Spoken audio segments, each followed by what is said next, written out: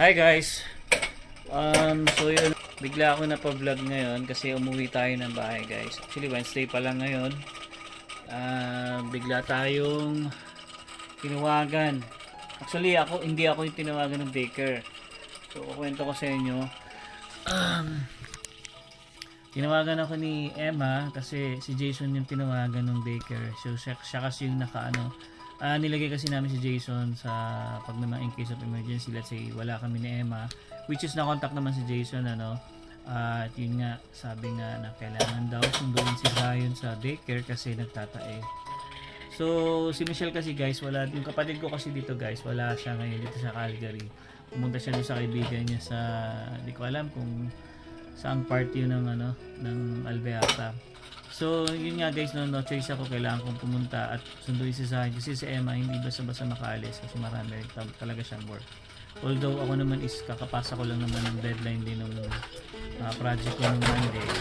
Itong week na to wala naman kaming minamadaling project. So, yun, bigla tayo umuwi at kasi sabi ng daycare, kasi kinausap ko rin yung daycare, nakalima na raw na pupo si Zion. So, hindi ko rin alam kung anong nakain niya kagabi. Kasi kahapon wala naman din siyang kinakain ng ng kakaiba. Kung ano naman yung kinakain namin, hindi naman kinakain ni Zion. So nagulat kami at bigla na nga lang tumawag yung daycare na nga daw as nagtatai si Zion. May hingi siya. Hinugasan ko kasi yung dedean niya. Actually inaano talaga namin si Zion sa dede ngayon. Iniiwas na namin siya. Wait lang guys Hugas tayo, tapos kwentuhan tayo. Ayan, so actually hindi na namin talaga nililimitahan na namin talaga si Zion sa dede niya. Kasi medyo malaki na kasi 3 years old. Marami na rin nagko-comment sa atin na yun nga daw dapat iwasan na ni Zion mag-dede, dapat sa baso na siya. Ayan. Pero kasi minsan guys, yun nga naawa ka rin kasi puro iyak. Iyak yung gagawin. Siguro matiis, bibigyan mo pa rin talaga ng gatas. Pero unti-unti na namin siya. Ayan. Tsaka yung sa diaper. Ayan, binabawasan namin siya ngayon. I mean, hanggat maaari, tinuturuan namin siya. Ayan. Kaya ito, binabad ko rin sa mainit na tubig. Baka dito rin.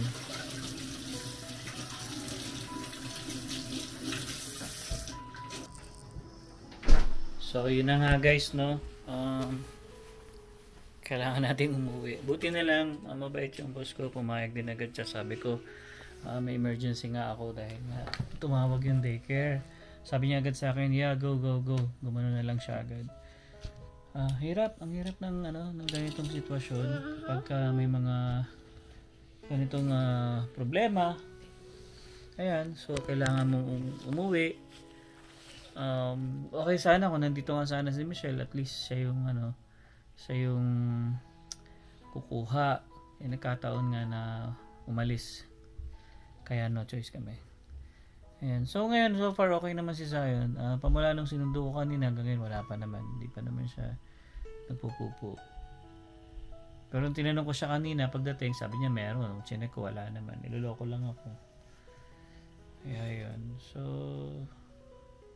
ayun. So ako muna bantay dito ngayon guys. Pero sabi rin pala nung sa daycare, if ever nga raw na hanggang bukas ganito si Zion, hindi raw namin siya pwedeng dalhin. So yun yung pinoproblema ko rin. Kung paano magiging setup namin ni Emma. Ginamit ko yung sick leave ko ngayon. Kinausap ko yung boss ko tsaka yung HR namin. Sabi ko gagamitin ko yung sick time ko. Kasi nga may emergency ako. Ayan. So yun guys, update ko lang muna kayo. At obserbahan ko muna si Zion. Pero pinainom ko na rin naman siya ng tubig kanina. Pero pa nagtuloy-tuloy ito. At baka dali namin sa hospital siguro. Na? Okay ka lang? Yes. May pupo ka kanina? Sakit tummy? No. No na? Star. Ha? Star. Star? Star. Ano store? Hindi ko alam yun. A star. Oh, sige, hindi ko alam. Hindi kita maintindihan. So yun guys, yun lang muna. Hi guys, good morning. Ito, another day na naman na papasok tayo. Ako, pero si Alvin, papasok sana. Yan, nakabihis na. Oo. Pero yun nga, kasi kahapon, yan, if you have watched yung first part ng video na nga na to, ay napauwi bigla nga si Alvin dahil nagda-diarrhea si Zion. Kailangan pick upin sa daycare. In-observe namin overnight. Okay naman. Pero kahapon, no, nag-poop pa ng twice. So, in-observe naman namin, nag-add kami ng fluids, tapos, nagbigay na rin kami ng banana. So, winawash din namin ano ba yung nag-trigger ng diarrhea para hindi na maulit, diba? Yun nga, nag-sick leave na yan si Alvin kahapon. Pero ngayon, since pagkagising kasi, nag-poop uli si Zion, ayan, ready na sana si Alvin din pumasok. Nag-decide kami na ituloy ulit yung sick leave ni Alvin. So, oo. So, baka 2 sick leaves na siya. 3 naman siya in a year. Ewan ko. Basta, nandun sa employment policy niya. And then, he can use yung mga bank overtime naman if ever kailanganin pa later on. Pero sana hindi na, no. Last na to. And yun nga lang, no, alanganin kasi na nagkaroon ng ganitong emergency in the middle of the week. So, sana mas makakapahinga yung tummy ni Zion over the weekend. Buti na nga lang din guys, wala akong deadline ngayong week na to. Kaya sabi ko kaya, sige, pwede pa naman ako mag-absent. Pero next week kasi, yun, start na naman. Yan. Kami kasi nag-uusap sinong mag-a-absent, sino yung magli-leave. Wala ka eh. Sa akin kasi demanding talaga yung work ko. Buti na lang kay Alvin nga, tinatanong ko siya. Tapos na, or naipasa na yung isang project. So, sabi niya, kapag siya naman yung may mga due, ako naman yung kailangan umabsent or magpaalam. Kasi hindi talaga, wala ka pang leave, diba? Wala pa naman ako nagagamit na leave. So, yun lang naman. Thankful na rin kami na hindi na tumuloy-tuloy yung ganun karaming poops ni Zion. Unlike kahapon. Hindi, tsaka yung galing kami guys sa Pilipinas, yun yung matindi talaga. Umuwi ako ng Pilipinas. Buong talaga every 2 hours talagang nag-ano siya. Buti na lang din ngayon buti na lang kay Zion, hindi naman siya yung liquid talaga na yung basa, hindi. Yeah. So anyway, grabe talaga ito, kwento ko na lang din yung experience ko kasi si Alvin na nagkwento kahapon. Nag-work na ako nun kasi drinap na namin si Zion nga ng 7 and then papasok ng 8:20. So, syempre, wala naman ako na-expect na call or text. Pwede naman sa amin humawak ng phone. Yan, hindi pinagbabawal sa amin. Pero syempre, silip-silip lang kasi nga dami mo rin ginagawa. So, nung napasilip na ako ng phone, around 9:20, 9:30, nagulat ako kasi may 2 calls from daycare kasi registered siya eh. Yan, daycare center. And then 2 calls kay Kuya Jason. So parang nagpanic na ako, anong meron, ganyan. So instead of calling Kuya Jason kasi nag-message din nga pala siya, sabi niya, call me kung may time ka, ganyan. So inisip ko na agad, ang tatawagan ko yung daycare kasi dapat ko malaman ano ba nangyari kay Zion. So syempre alam nyo naman ng nanay ko ano-ano nang papasok niyan kasi sa isip mo dahil ito yung ayaw mo mangyari, diba? Yung may biglang missed call na parang emergency, nakakatakot na ano bang meron, anong nangyari kay Zion, bakit ako tatawagan after 1 hour?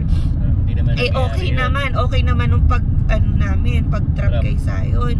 So, yun, tinawagan ko yung daycare, ayun, nakausap ko yung head, sabi nga yan, we called someone, the alternate contact nga. So, as expected ko nga si Kuya Jason, kasi nilagay ko siya as alternate contact. Dahil close naman na family friend namin yun. So, yun, sinabi nga, we asked him to pick up Zion.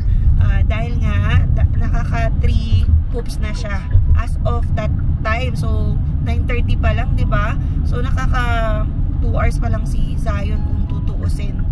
And, yun, nag-isip na ako sino yung pipick up, ganyan-ganyan, sino mag-arrange.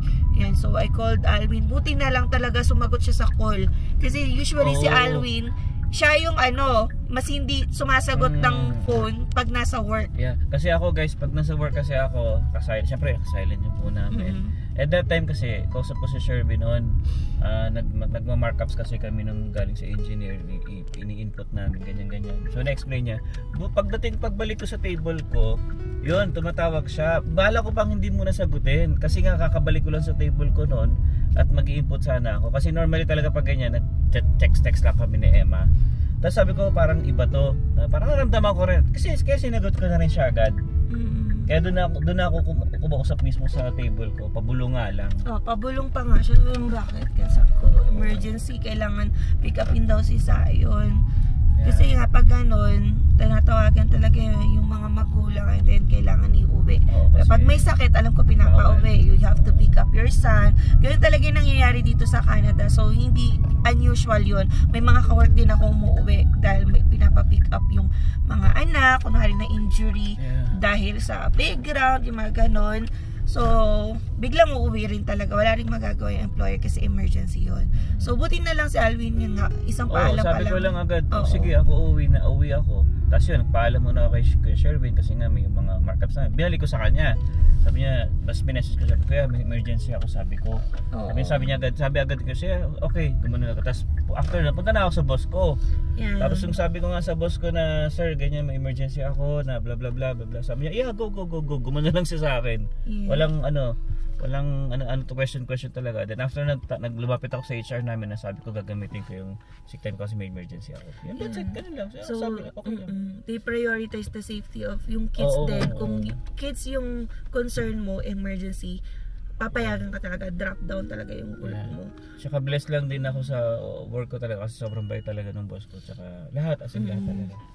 Ayun, kaya ngayon nga, ito na naman nga, bigla na namang nagkaroon ng poop si Zion. Kaya sabi ko, sige, observe muna. Ako na lang muna kasi, mamaya kasi, nandun na naman ako sa trabaho, alis na naman ako, papaalam naman ako, nakakaya naman. So sabi nga ni Alwin, pag pinatawag tayo, sabi ko sa kanya, baby, ikaw pag pinatawag tayo, ikaw naman, sabi ko, kasi nahiya naman ako Ang concern ko lang kasi, sabi ko, kung ako yung uuwi, mag-Uber ako, kasi, pagkadating ko sa Chinook, hindi naman ako magdadrive ng sasakyan. So, kailangan kong mag-bus. So, mahirap pa. So, mag-Uber ako. Tapos, pagka-pick up, Uber ulit kasi medyo malayo. So, hassle yun. Kung ako yung susundo, dapat siya pa rin kasi siya yung nagdadrive. Yeah. Ayun, so yun.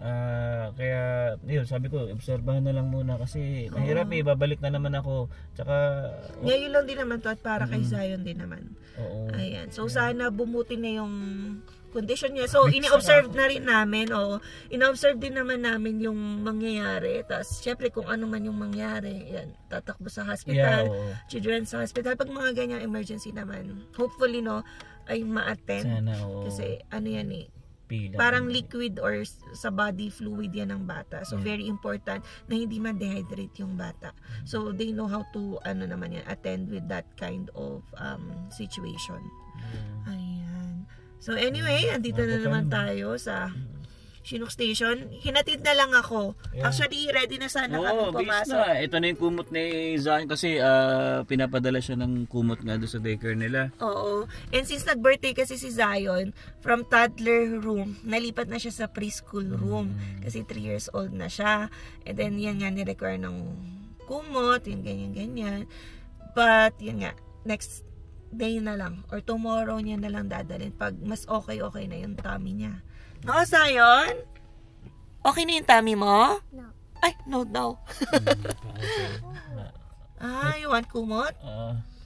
Actually guys, di pa ako nakakapag-message dun sa HR namin kasi wala akong number noon. Pero yung katrabaho ko, kinontak ko, yun sabi ko, siya na lang muna yung mag-email siguro. Kasi wala akong access hindi kasi nakalagin yung Teams ko tsaka Outlook ko dito sa cellphone ko. Ayaw rin naman ng iba talaga mag-login ng mga company or office kasi tutunog yan, mababother ka kahit nagpapahinga ka, ang isipin mo work. Kahit ako, wala. Trinay ko yan doon sa isang work ko, yung sa unang work ko. Naku, parang sumasagot pa ako ng email na outside work na, which is sabi nga ng employer, no need. Kasi parang nilagay niya lang yan as ready question para pagpasok mo masagot. Pero not necessarily sagutin mo kahit wala ka na sa work. Ayan. Alright. So yun, maaga-aga pa. Kaya yun guys, no, yun talaga dito yun lang yung ano namin, struggle namin ni Emma ngayon pagdating sa mga ganitong emergency. Talagang kailangan namin, isa sa amin ang nag-give up talaga sa work. Pero yeah, buti na lang at least hindi siya ganun talaga yung tuloy-tuloy na nagpupup talaga. So ngayon okay na, although syempre hindi naman kinabukasan zero na agad, kaya nga nakaisa na siya Hindi, ngayon. tsaka sinabihan din kasi ako doon sa daycare kahapon. Nung pag-pick up ko kayo sa akin, sabi niya, Wag if ibabalik. ever na naggaganon pa rin, Wag ilalagay.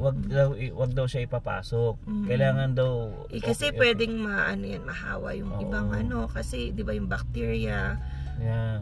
pag mag-change ng diaper, alam niyo naman, madama yung ibang bata. So safety pa rin talaga Ako ng pa mga naman kids. ayoko nag-absent talaga sa trabaho. Kahit Yan. yung sa warehouse ako guys, never akong nag-absent talaga.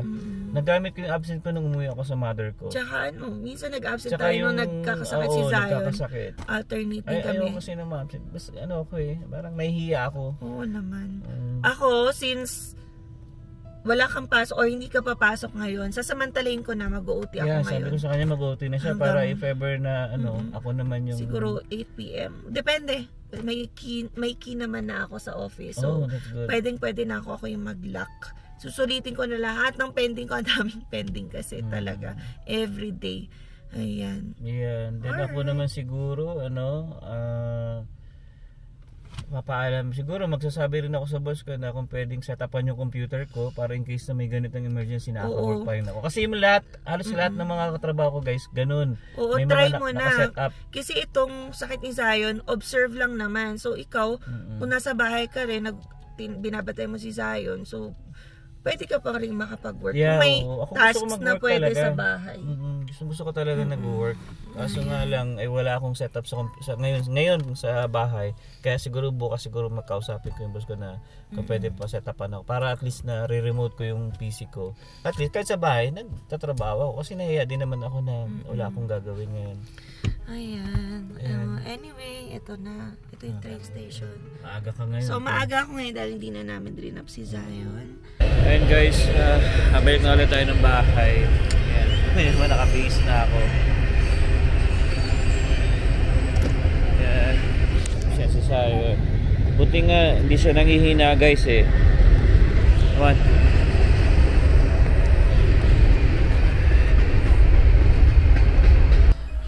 Ay, nako. Tato train. Yeah, choo-choo train. Tato train. Okay. Oh, let's go. Go inside. Train. Yeah, go inside. Okay guys. Ayan. Naka-ready na tayo. Kompleto na. yung pagkain ko. Ay, naka. Talagang talaga guys. Kailangan mag-adjust. No? Especially syempre sa mga anak natin. Hindi biro yung pagtatay kasi buti nga malakas si Zion eh. Unlike yung talagang galing kaming Pilipinas. Yun, nangihina talaga siya nun. Tapos irritable. Pero ngayon okay naman. Mukha naman siyang normal talaga. Pero yun nga, yung poop niya. Do you have poop? Yes. Oh, yes. Oh, yan. Meron na naman daw pala. Sure? Yes. You have pupo? Yes. Oh, meron na naman daw siyang pupo. So, yun guys na. Naayos ko na si Zion. Yun. Ganun pa rin, no? Pero, sana mag-stop na to. Bumili na rin kami ng saging nga. Tapos, tubig. Yan. Pinapainom ko ng tubig to eh. Actually, kahapon, pinainom ko na rin siya agad ng tubig eh. Then yung kapatid ko kasi hanggang ngayon wala pa. Nandun pa rin sa kaibigan niya. Outside Calgary kasi yun eh. Yung pinuntahan niya. I think sa weekend pa siya makakabalik. Kaya yun. Yun din ang problema, no? Pag wala kayong mga kasama talaga dito, yung mag-asawa lang kayo, tapos may anak kayo, tapos may mga ganyang sitwasyon, isa talaga sa inyo magsasacrifice sa work. Abuti na lang talaga meron tayong sick time. Actually 3 yung sick time ko, no? So nagamit ko ng 2. Isa na lang. Sana hindi na ulit mangyari to, or bukas sana makapasok na ako sa work. And Friday pa naman bukas, maaga yung uwi namin. So hanggang isasagad ko na lang siguro hanggang alas 5. Or kaya pa kung hanggang alas 6 para at least makabawi-bawi naman ako dun sa oras ko. Yan. Nahiya din kasi ako guys sa, syempre sa boss ko. Kahit sabihin natin mabait diba, huwag naman natin abusuhin. Kaya hanggat maaari talaga guys, ayoko nag-absent. Even sa kahit anong trabaho, ayoko talaga ma-absent. Gusto ko tuloy-tuloy yung trabaho ko. Yan. Hirap ng ganitong sitwasyon. Buti na lang din talaga guys, hindi siya nangihina. Pero pagka tumuloy-tuloy pa rin to, yun nga, dadalhin ko na siguro to sa ospital. Ayan. Tatawagan ko na lang si Emma, if ever, na magtuloy-tuloy siya. Pero sana wag naman Science cam! Sa kwarto. Okay, so yun guys, dito ko natatapos itong vlog namin. And update na lang kami guys kung ano man yung nangyayari sa amin. And sana guys, pag-pray nyo si Zion na gumaling na siya, para at least maging okay na lahat at makabalik na tayo sa trabaho. Okay, so yun guys, hanggang dito na lang. See you on the next one. Peace.